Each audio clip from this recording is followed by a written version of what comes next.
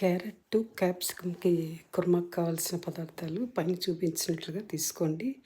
2 బిర్యానీ ఆకులు, 4 లవంగాలు, 3 దాల్చిన చెక్క ముక్కలు, 2 యాలకులు, జీడిపప్పు కొంచెం తీసుకోవాలి.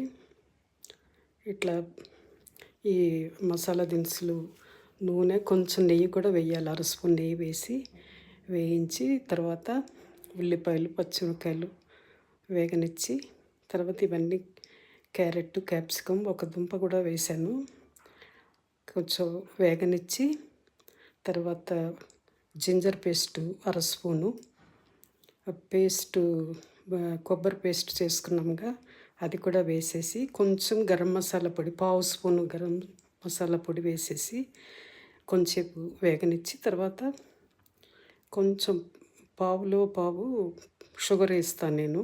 టేస్ట్ బాగుంటుంది. ఈసారి మీరు ట్రై చేయండి. కొంచెం అనమాట చిటికెడు షుగర్ వేస్తాను. తర్వాత కొంచెం పాలు కూడా పోసి కొంచెం మగ్గనిచ్చాను. అంటే కొంచెం అదే బాగా కలర్ కూడా మారుద్ది. అప్పుడు కొంచెం పాలు పోసేసి కుక్కర్ విజిల్ పెట్టేస్తాను. పెట్టేసి 3 విజిల్స్ వచ్చాక 10 మినిట్స్ సిమ్లో పెట్టి ఆపేయండి. ఇలా బాగా కలిపెట్టి మర్చిపోయా చిటికెడు పసుపు, అర స్పూన్ కారము, ఉప్పు తగినంత, ముప్పావు స్పూను సాల్ట్ వేసాను. ఇందాక చెప్పడం మర్చిపోయా.